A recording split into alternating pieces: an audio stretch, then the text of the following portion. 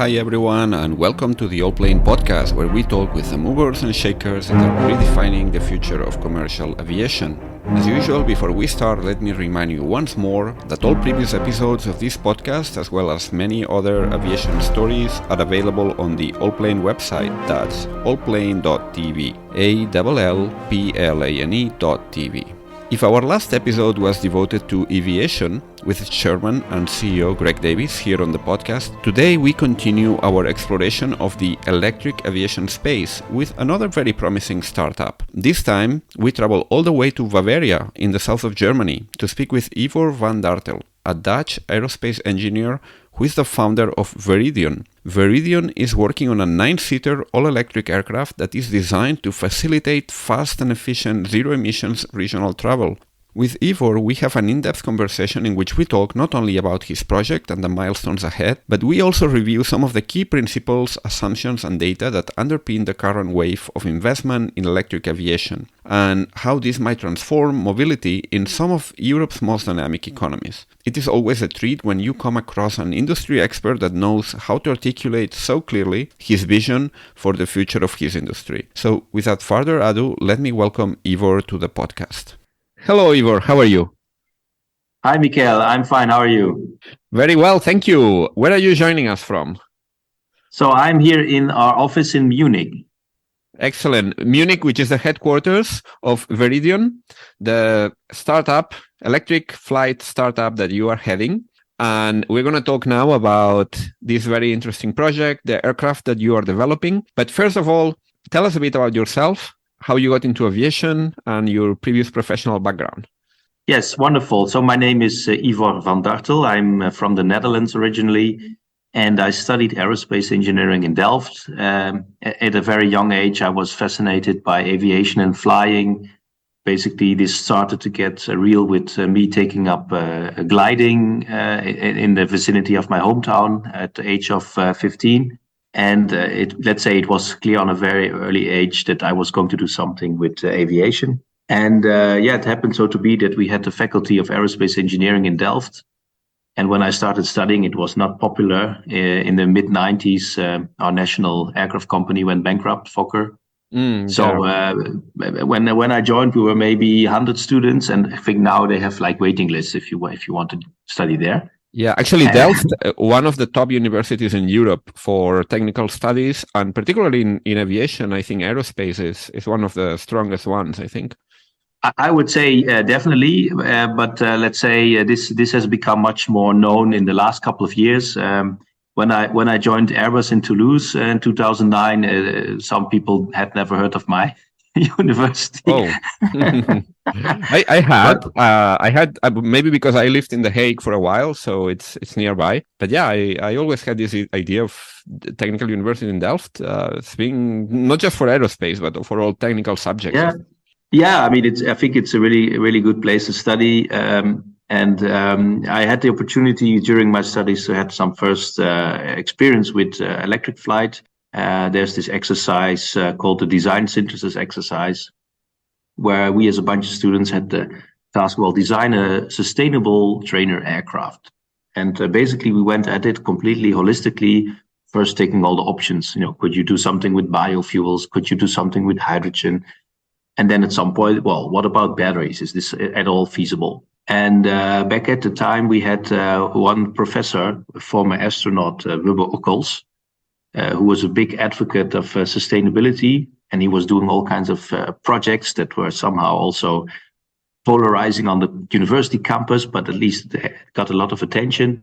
A Dutch astronaut. And, Yes. Yeah. Unfortunately, he passed a couple of years ago, but he was at one of the space shuttle missions in the 80s. Okay. And he became later, he was actually a nuclear physicist, and then he became a professor at Delft Aerospace University, advocating sustainability before it was, let's say, a trend. Mm-hmm. And then at some point I realized, okay, this is an important person in the University for Sustainability. Let's go over the options with him. And it turns out, batteries have one big disadvantage: lack of energy density. But if you can make it work, they have a lot of advantages as well, such as end-to-end energy efficiency, low maintenance cost, etc. And basically the conclusion was, if you make it like a big motor glider, so very low energy consumption in flight, and the aircraft has a limited, say, size, you could maybe find an envelope where it works. And this, let's say, stuck with me. But then, it was not an environment where you would start a moonshot startup, basically, in 2009 when I graduated. So I did the final thesis project in industry in Lockheed Martin on the F-35, on the electrical system. Then I got a job offer at Airbus in Toulouse. And, let's start your career in a big company. And I had very quickly was kind of moving away from an engineering career into a, let's say, more managerial career, not completely in my interest, but I just followed opportunities as I found them. Then ended up in a more manufacturing context, moved to northern Germany within Airbus, where it was about, increasing output of A320 aircraft. So what do you do? And then I had the chance to come back to this passion of sustainable flight. At the time, there was the e-aircraft systems program in Munich, and they were looking for a project manager. So I was no longer really working as an engineer, but much more in a project management, program management role, as was still Airbus. And there was this project called the EFAN-X. Yes, yeah. And you should imagine this organization there that was like the Airbus Olympic team. You had the best and brightest from all the corners of the company being brought together in one location where they had several demonstrator projects. And one of them was this EFAN-X demonstrator. And let's say it was brilliant because you had really, on the one hand, opportunity to try out stuff. We had the means and I think, best collection of people you could imagine. But at the same time, it was clear there are limitations, what you can do with batteries, especially when your strategy is I build large aircraft. Yeah. And then, let's say, for me, it was also maybe clear that, there would be a limit at some point, what this could bring. And I turned again to a traditional position in the defense division in the Airbus Defense and Space, it's called now. And I was working on this Eurodrone program, which is, again, a different type of air vehicle. But once that project was moving forward, it was also COVID lockdown time. So let's just say you have time to think during those periods. And I started thinking like in the Munich ecosystem, so much things going on with very impressive startups out of nowhere. Promising extremely great things and getting funding. So this idea caught my, let's say, passion. And at some point during 2021, I resigned my corporate job, found a friend to join me as a co-founder who was also in this e-aircraft systems program. And by that time, the attention of the company already turned towards more hydrogen-based technologies because of the bigger aircraft, let's say, strategy.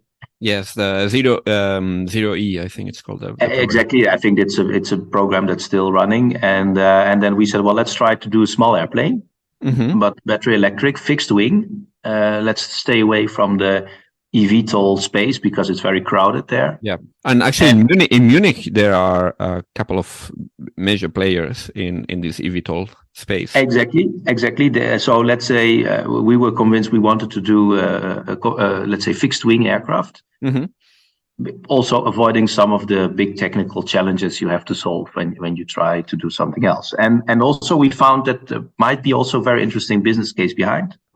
Considering what's happening now in France with domestic flights being restricted or banned, and I think this will come to other places in Europe. Yes. So our vision was, let's make something that is technically feasible, certifiable in a shorter time, and we can bring a benefit to society in this decade. Let's say, summarizing the mission of the company. And that's Vaeridion, how Vaeridion got started. So exactly, you are making, just to set the frame here, you're developing an electric aircraft. It's a conventional takeoff and landing aircraft. Yes. All electric, battery electric, for 9 passengers plus 2 pilots, so 11 people on board. Yeah. and with a range of up to 500 kilometers, which is quite a lot for an electric aircraft. Yes, it of course it's you need to get a range that is meaningful, and 500 is a nice round number. And then it depends, of course, on the flight rules. If you're flying VFR, if you're flying IFR, let's say if we're flying full payload IFR, it's maybe more towards 400. But it's a platform that will have a versatility depending on what mission, under what rules you operate. But hey, we use a runway, so the infrastructure that exists we can use. And we fit into an aircraft category for which the certification basis is known, even now, including the electric drivetrain part, in which at least on the EASA side have written a lot of regulations already. And what is your primary market for this? Because there's a lot of activity in electric aircraft. We had Morel Westerman a few days ago here on the podcast that is very active in the field of general aviation and flight training schools. Then there's other entrepreneurs that are working on the, let's say, the commuter and regional transport market, even some other applications, could be even cargo or other stuff. What is your primary market, both in terms of geographical scope and in terms of applications and industry, use cases? Yeah, so the aircraft you could define as a commuter class aircraft. However, we want to develop it for commercial air transport, and the smallest category, and I think the audience in your podcast is, let's say, aviation savvy, so we can be a bit detailed. So we are in the CS23 level 3, which is the smallest size plane you can use in a commercial air transport context. That means you could use it as 9-seaters are used primarily today. There's private owned, there's air taxi or charter services, and there's very few commercial air transport companies who use it as a mini airliner. But we believe that this is the biggest interesting application, considering all of the restrictions we will see towards the end of this decade on short-haul flights. So the first users we believe would like to use this aircraft are those, let's say, regional or domestic airlines who fly short haul up to 500 kilometers, who face the risk of their routes being either banned or being very much made unattractive. And obviously, then you should ask the question, if I'm flying a 40-seater or even a 100-seater today, how can I fit in a 9-seater in there? So there might be some routes where it's not so practicable. But we do believe there are many routes where it is practicable, and you can make the smaller size to an advantage, where you trade capacity to frequency. Instead of one flight a day, I have maybe 10 a day. Yeah. For example. So let's just say the first market is offered to those who need a solution that is emission-free to continue operating. But the bigger opportunity is actually not only in the air, it's also on ground. When we talk about connecting regions which are underserved with either infrastructure or public transport to begin with.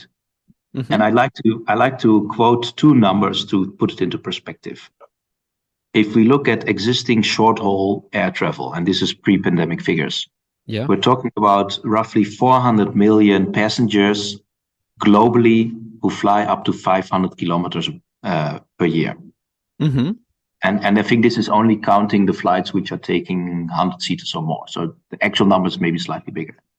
But if you look at people traveling distances up to 600 kilometers, in Germany alone, it's 1.4 billion people who travel between 150 and 600 kilometers yearly.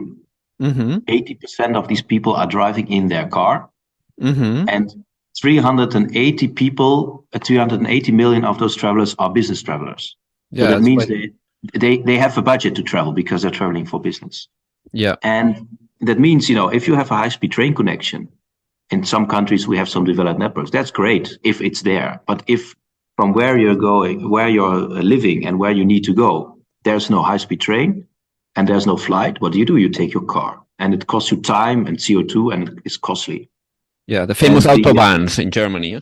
Autobahns, but some places don't have a proper autobahn connection even. And we have also developed a small app that everyone can download on the iOS store or Apple store or Google Play Store, It's a bit of a gimmick. It's not 100% accurate, but it gives you the perspective of how much time I could save on a trip up to 500 kilometers comparing different modes of transport. And what do we take benefit of? The fact that on the European continent, and this is also true for the United States, there's lots of existing small regional airports. And I think there's many studies done about it. The famous one from NASA, the Regional Air Mobility. Several people have realized this is not our invention, but we take note and take benefit of the same insight.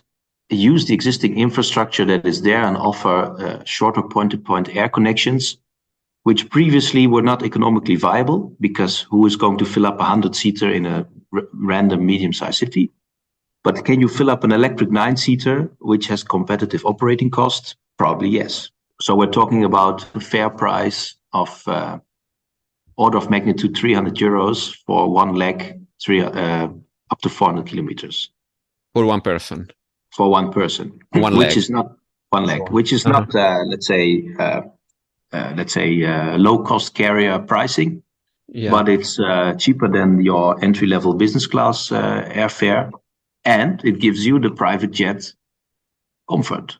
Yeah, you are being picked up at the smallest local airport, and you can fly closest to your final destination and minimize the first and last leg.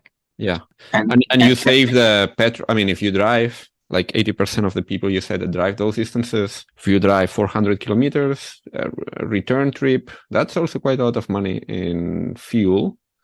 Yeah. In the current context. With I don't know what's the price in Germany now. It used to be around something around 2 euros per liter or something like that for fuel. Yeah, in the last year we hit 2 euros. I think now it's around 180. Diesel and petrol, both of them, it's quite expensive, but also electricity. If you're charging your electric car, it's now sometimes 50 cents per kilowatt hour. So we've done a lot of comparisons, obviously focusing a lot on Germany. But if I just may quote one example, we're not talking about the airplane, I'm sorry. No, that's fine. I mean, it's a context that it's important to understand what's the business case for this type of aircraft. Yeah, so if I take, and I'm not even have to go to a rural area to get a good example. If I take Munich, Dresden, so let's say both capital cities in the federal state of Germany, which have a big airport and even also smaller airports. We compare the bus line, there are low-cost bus operators who offer this connection. We compare the train, second and first class, conventional car, electric car, airline, and our Vaeridion solution. The bus will take you 6.5 hours. And then the airline will take you door to door 4 hours and 10 minutes because you need to fly to Prague, but because there's no direct connection. And then you need to drive again from Prague to Dresden. And our solution, door to door, would be 3 hours, including the pickup and the last mile. And if you take into account, let's say we assumed here 270 fair price plus 50 euro transit costs, it is still cheaper or similarly priced as driving your own car, if we take into account cost of ownership, which will be a 5-hour drive in which you cannot work. Yeah. You could argue if I take the train, at least I sit in the train, I can do work or read a book, but it's still 5.5 hours of travel time. It depends on the combination. I mean, I guess maybe between Munich and Dresden, there's still a decent service, but I guess that's not the case for all city pairs. Exactly. And then if we go to more, let's say, medium-sized cities or more rural areas, then the benefit only becomes much bigger. Yeah. Mm-hmm. So basically, there is this market out there, but there's also quite a lot of, I don't know if a lot is the right word, but there's a few other companies that are pursuing this market as well. For example, we had on the podcast recently Aviation, developing a similar concept, also 9-seater aircraft, all electric. Yeah. And we've got other entrepreneurs that are working on this field. Is there going to be enough market for all of you guys? Because it seems there's like maybe half a dozen, maybe even more projects that are kind of pursuing the same market, which is, I guess maybe in the US is more, the commuter market is more developed. We were talking about this with Aviation CEO about the difference between the US and Europe. I don't know if people are mentally prepared to think about this kind of air commuting. Yeah. Well, I first of all, I would say it's wonderful that there are other companies out there, and I'm especially grateful for Aviation and the recent success of bringing their first Alice into the air, because it takes away the general doubt, could it be done in principle? So this is now answered, yes, it can be done in principle. And it's a big aircraft that they built. It's impressive. So that is great, and I think every healthy market has competition. True. Yeah. Will it be big enough, and can people imagine? Well, there's at least one country in Europe which is far ahead of everyone else, and this is Norway. So Norway, I think, has already published, as early as 2016 or 2017, their ideas of their, let's say, public service obligation routes to electrify them. Yeah, if I might add here, just a bit of promotion, we had the head of sustainability of Avinor, which is the Norway's airport operator that operates the whole network, almost the whole network of airports in Norway. Although it must be said that in Norway they have two things going for them. One is the geography, which is really a lot more complex to move around by land in Norway. The other is the electricity. Norway is a huge producer of green electricity. Yeah. No, exactly. The conditions are in their favor, but still, I would really congratulate the Norwegian government, but also the institutions as Avinor for the insight that their country is the perfect place to create and start this market. So they have the instrument of these public service obligation routes to just put in the tender requirements. It has to be done with sustainable aircraft or emission-free. They have routes and, let's say, passenger volumes, which are probably more manageable to do. If it's less people you need to transport over a short distance, it's more realistic you could achieve it. And they have abundant green energy available. And they own all the airports and operate them. So they have everything in one hand. But as you see also with electric cars, once it works in Norway, it will work everywhere else. And the Norwegian market is not that small. We calculate, let's say, the equivalent of our aircraft. If you just translate the amount of seats they have right now flying to the 9-seaters we have, that's maybe up to 1,000 aircraft. Yeah, no, Norway definitely. There's a market. There's a place where you have lots of people living in scattered communities, which are very hard to reach otherwise because they are. It's physically impossible. They are islands, fjords, mountains, and they have the economic capacity to sustain all this air travel. Yeah, exactly. And I was in Oslo in one of the conferences organized there, where they've basically shown how they've done the homework from all the angles. So Norway, we think, is the first country that will implement a commercial air service completely emission-free. And you see the neighboring countries in the region, because of course they have a lot of collaboration in the Scandinavian area. We see Sweden doing similar plans, Denmark, Finland. So this will happen. And then if we look the opportunity at continental Europe, especially if we look at northern Western Europe, where there's a very high concentration of urban areas, people living, trade, and we see the poor international train connections. And taking an international train, which is not a high-speed train, is very complicated. You have to buy different tickets. The voltage system of one rail network is not the same as the other. I can show you one map. You have many places that are densely populated, and they are just a bit too close to fly on a conventional aircraft, but a bit too far to drive conveniently. Yes, and if you consider that in this northern western part of Europe, let's say northern France, Benelux, western part of Germany, that's about 50% of the intra-EU trade happening there. So lots of business travel happening there. And so just I get excited about this, but let me try to summarize. We think the market is worldwide about 30,000 9-seater aircraft up to 2040. 30,000 aircraft. How many? From 30,000 to, you said another number? Up till the year 2040. Okay. Sorry. Today we have about 10,000 9-seaters in service. 80% privately owned, and they are on average 40 years old. Worldwide? Yes, worldwide. I think most of them are probably in the United States. These are purely the 9-seat aircraft. Okay. Yeah. So you have the Beach King Air, Cessna Caravan, Pilatus PC-12, those kind of aircraft. So I think what's going for us is that probably more and more people understand that technically or technologically you could make a 9-seater aircraft fly on batteries. I think there's less and less doubt on that. Mm-hmm. And then in our case, we even show that with today's battery technology, you can make it work because we optimize aerodynamics and weight more than most do. So we intend to be somewhat lighter, so we stay in the level 3. And the next step is now to convince that you can make money with this, and that has a business case. And the interesting insight that we got while we were talking to some, let's say, air operators or people from the operations side, and we are the aircraft technology people, and we talk to people who will use it, mm-hmm. is that what is the product you sell as an airline when you fly the 9-seater? So we know products like private flying or time sharing, NetJets, those kind of things, which is now a market which is growing.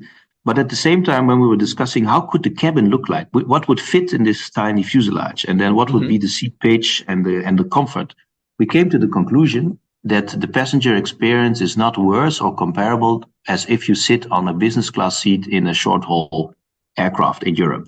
So of course, if you're on intercontinental business class, that's a different level of comfort. The short haul business class in Europe is not a particularly high benchmark to compare with. No, but still people book that. And how many business class seats do you have in your aircraft, and how much of the profit of that flight comes from those kind of seats? Mm-hmm. So I think we got a report from PricewaterhouseCoopers that says on average 12% of your passengers is business class, and on average 75% of your profit comes from that 12%. Yeah. Mm-hmm. So now one thing that we are saying, well, in fact, what we're doing is we're taking the business class out of the 100-seater and put it in a separate small airplane. Mm-hmm. So you have 9 business class seats, which you can even operate from the GA terminal. People don't have to stand in line anymore, mm-hmm. and even fly from a closer airport. And then you say, do I replace a 100-seater with a 9-seater? No, you're replacing maybe a 26 or a 12-seater with a 9-seater. Yeah. Then the gap starts to become smaller. Now, this needs, of course, more discussions, more analysis. But we think that with the flight hour cost that we can produce, which we have currently calculated based on some assumptions and some real data, it will be extremely competitive to use. Yeah. Are you planning to get into the business of distribution or operations? Because, for example, I talk with a fellow Dutch entrepreneur in the electric space, Maurice, that is developing also an electric aircraft in the Netherlands. And they have also a kind of a part of their business which is looking into more the operational part of how to deploy and use this aircraft. And also in Germany, actually in Munich, there's a company called Flyv, that was here on the podcast as well. And the person that is leading this project, they are not building an aircraft, but they are designing an airline that will operate electric aircraft on an on-demand basis, a bit like a taxi operator.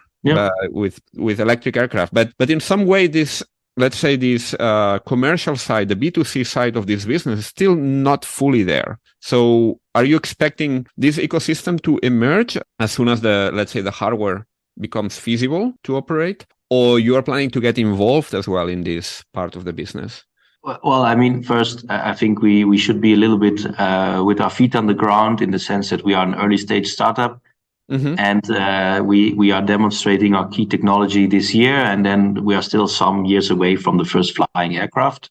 But obviously, yes, the market side of being the operator is interesting. At least it's a large market. At the same time, I realize that our industry is a conservative industry, and if you ask the average person who went on holiday or on a trip, you ask them what was the type of plane you flew. Most people don't know. Yeah. But if you ask them, with which airline did you fly? They know always. They say, I took Lufthansa or Iberia, or it was Ryanair because I didn't have money. This they will know. And for the end customer acceptance, and this being a novel technology, and of course, there's people out there who are saying nasty things about electric flight as well. The same as is happening in automotive. This took some time.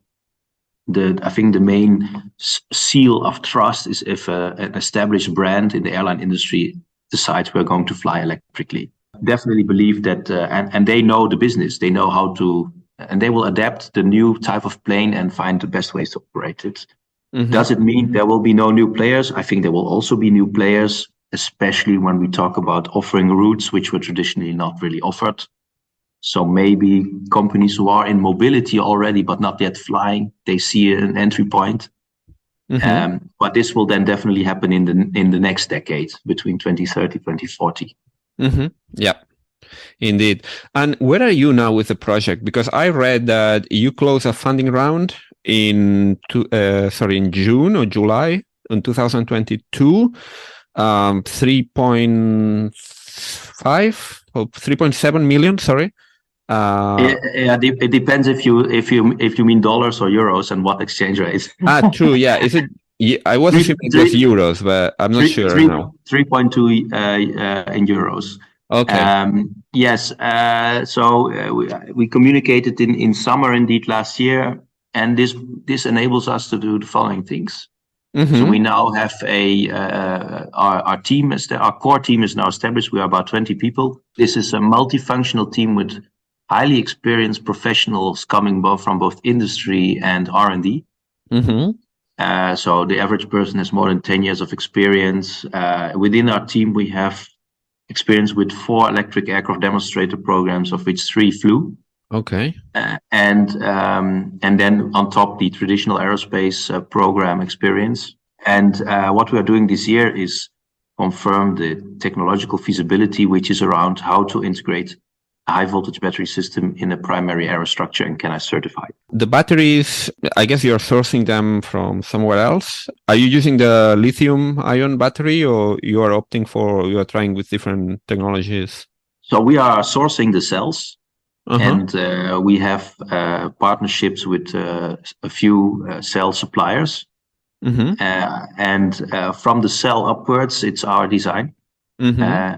And it's about getting the best fit, and also because we are working with a clean sheet aircraft design, we have the possibility, and I think this is the only way to make it work, to size the aerostructure for the battery. Okay. But if I may make an analogy to automotive, it wasn't until the skateboard platform was invented by the famous big manufacturer from California that you could build a car around it that could get a decent range. Yeah, actually, that's one point that came up during my conversation with the aviation CEO. He told me our plane looks so cool because we build it around the batteries, not the other way around. Yeah, so I guess you guys doing the same. Your airplane. I mean, I've seen the renderings. It looks really cool as well. I don't know if that's the final design. It's not the final design, but there's one big difference with the concept of aviation. So we focus on integrating the batteries inside the wing. Mm-hmm. And as far as I understood, they have placed them elsewhere. But there's one big advantage about that. And I think this could be our unique selling point in terms that, I like to quote Otto Lilienthal, one of the pioneers. He said, powered flight is about the wing, it's not about the engine. He was flying without engines, gliders, gliders. Yeah. And basically what it means is, first, it's about aerodynamics. Mm-hmm. And it's the same for electric flight, for 2 main reasons: for aerodynamics and for structural design. If I want to have an aircraft that has lower energy consumption, I need to have lower drag. Yeah, this is logical. So in principle, as a battery has a, let's say, poor energy density compared to other energy carriers, we need to reduce the energy consumption of the aircraft. And that means lower drag. And we know from, I think, since probably 100 years, how do you reduce drag is, for example, higher aspect ratio. So all air vehicles today who are, let's say, low energy consumption, they are essentially long endurance platforms. They have high aspect ratio wings or slender wings and achieve a high glide ratio, L/D. So we're talking about motor gliders or surveillance platforms, drones or manned, whatever. And one challenge about making a high aspect ratio wing is then how to do it structurally. It can become very heavy if you have a very compact, slender wing that's very long. And how do you counter the weight? You put weight in it. How do you counter the structural weight? You put other weight in it. Where? So in the wing. So okay. I have lift for the entire aircraft. Yeah. Bending it up I mean, this is a podcast. People cannot. Yeah, see yeah. I was thinking this is going to be posted in audio, and we are talking now on the video call, sorry. and you are showing me with your arms the movement. I'm sorry. But basically, the wings are moving up and down. Yeah. So I get bending. I get a bending moment at the wing root. Yes. And then the principle of putting weight in the wings is very old. We put fuel in the wings, engines, sometimes landing gears. So then the mass of those items in there and the gravitational force down reduces the bending moment and the shear force at the root. Okay. So the fact that I have, let's say, batteries in the wing allows me to build the high aspect ratio wing. Mm-hmm. It's a perfect match. Okay. And let's say the way we do this inside, this is our unique selling point and our proprietary design. But it enables the whole concept to work, of course, within some limitations. That means up to 9 Pax, up to 500 kilometers, and we do not fly particularly high and not particularly fast. There are limitations. Mm-hmm. So in terms of development, yes. Now you are working on this concept, and what's the time frame? What is the development time frame and the next milestones that we can expect? So this year we will have the first wing box battery demonstrator being built. So it's let's say to scale section of the wing. Not the first one will not be an entire wing, but since there's, let's say, some repetitiveness in the concept, you only need to build so much wing to demonstrate that it works. This will be a fully functional and equipped section of wing with real batteries inside. And we will demonstrate that you can build the design, it functions, and also we will test it for, let's say, certification representative conditions. So it's not a real means of compliance, but it's meant to go in that direction. Because we believe that this is the key hurdle for certifying electric aircraft. And we've seen in the past many aircraft demonstrators which were brilliant in the sense they showed to the general public it could be done, but not all of these craft that you see flying are close to a product that can be type certified. Yeah. And that's why from our point of view, we said, well, let's wait with demonstration flying. Let's fly when it is a conforming prototype for certification. And that means in the pyramid up to that point, we first demonstrate on ground the main novel technologies. We have some other demonstrators planned on other topics that I cannot disclose right now, but this year there will be hardware and it will be tested. Then in the next step, we intend to increase the size of the team significantly, which means there's a second funding round coming up. And then we intend to do the full, let's say, aircraft development project, including all the other items that any aircraft has, which is maybe not new technology, but you need it. Let's say landing gear, cockpit, a lot of things that we can take benefit of existing good technologies. Indeed. And I guess a thing that most people must be thinking about now is, when can we expect to see the Vaeridion up in the air? Okay, yes. So in the world of when everything goes perfect according to our plan, which means hitting all the technical milestones, getting the funding in time, and growing the team, we intend to have the first flight in 2026. And we intend to type certify the aircraft in 2028. And obviously, there's a risk of some slippage, let's say, in such a schedule. Yeah. I do remind it's formally a general aviation project, so the 10-year development time is not necessarily applicable to our type of aircraft. So this is not it's not an impossible schedule, but it's still a demanding schedule. Yeah. But the main objective is be on the market before 2030, because here we believe the restrictions will be live. All right. You've closed a funding round. You're completely private startup, and you have a venture capital investors. Yes. We have on top been awarded a public funded project by the Free State of Bavaria, together with partners at Technical University of Munich, Bauhaus Luftfahrt, and Blackwave, which is a composite startup. Well, they're a little bit bigger than we are. So we have also here in the Munich ecosystem a very good collaboration with other partners. There are some good research programs for public funding for companies like ours. But of course, to make a real product and any aircraft development is a capital intensive business. There will be additional money needed, of course. Yeah. I guess you plan to build it, to have your own industrial facilities, and to basically to be an OEM. Definitely, and obviously there will be a degree of partnerships with companies who can build part of it. And there's lots of companies out there who have capacity and know-how and maybe are looking for some new development programs. As you are aware, there's not any big aircraft development programs running right now. So I think we will be able to have the right partners interested. But we believe that, if this market is 30,000 aircraft worldwide and we intend to get maybe 1/3 of this market, we should build 1,000 aircraft per year at some point. Yeah. And this is new in the general aviation sector, building 1,000 aircraft per year. Most of these manufacturers build maybe 100 per year today. Yeah. But it's not unheard of to build 1,000 aircraft per year. If you look at the single aisle aircraft from either Boeing or Airbus, these are the rates they are producing.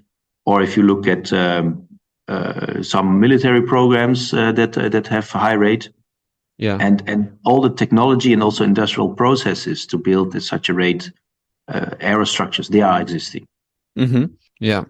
So for people that wish to learn more about Vaeridion and have a look at the renderings of your concept, where should they go? So I'm not sure who listens to this podcast exactly, but at least they will know the Paris Air Show. We will be at the German pavilion in the Paris Air Show. Cool. That's in June. I think it's I don't have the dates now. I'm going to put 18th. a link on the note. 18th of June, 2023. Yes. So this June. Yeah. So for the Paris Air Show, we will be exhibiting. And then maybe if there's anyone listening who's more from the startup world, we will be in Hello Tomorrow in March in Paris. It's a deep tech startup event. I didn't know about this one. Yes, it's not only about aviation. It's a general. It's a really good deep tech event. There's all kinds of other businesses there, but of course, in our business, Paris Air Show is the main event of the year. Yeah, we will be there, part of the German pavilion. We are a proud member of the BDLI. If I can promote them a bit, BDLI because they help us a lot. Yes, it's the German Association of Aircraft Manufacturers. Oh, okay. I guess the B stands for Bundes. Exactly. We're also proud member. B for Deutschland. And the Luft- und Raumfahrtindustrie. Okay. We're also proud member of the Bavaria, which is the regional cluster, which help us out with events as well. There is, by the way, there's another event we will be at in Munich.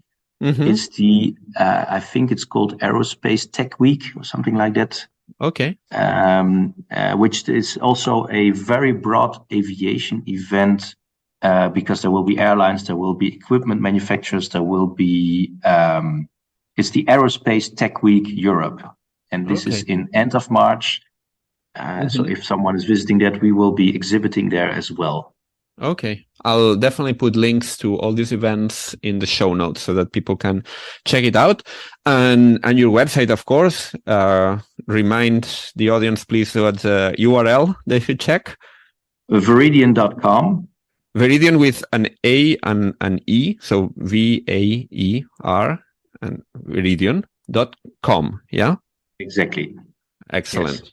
Well, it's only left for me to wish you all the best with this project, and thank you for these very detailed explanations of both the technology and the business case for this very interesting project that you are building there in Munich, in Bavaria. So thank you very much, Ivor. Hopefully we'll be attending Paris Air Show, still not sure, but if I finally attend, would be, of course, passing by your booth to check out the novelties. Yeah, and actually I forgot one event which we want to attend is the World Aviation Festival in Lisbon. Yeah, that's in September, I think. Yeah. I don't know by heart, but no, it's another one where we intend to attend. And and I also wanted to say thank you to you, Michael. I follow your website and your podcast, and it's an honor to be part of it. And I think it's great to have one place on the web where we can summarize all these interesting projects, because this needs to happen. Yeah. The time is running and the technology is available. We just need to engineer it. Indeed. Yeah. Well, a pleasure always to, host you here and share all these insights that you've been sharing with the audience. Thank you so much, Ivor. If you like this podcast, a quick reminder that it would be absolutely great if you could please give it a rating on Apple, Spotify, or whichever platform you're using, or recommend it to a friend or whomever might be interested. Thank you very much and see you soon.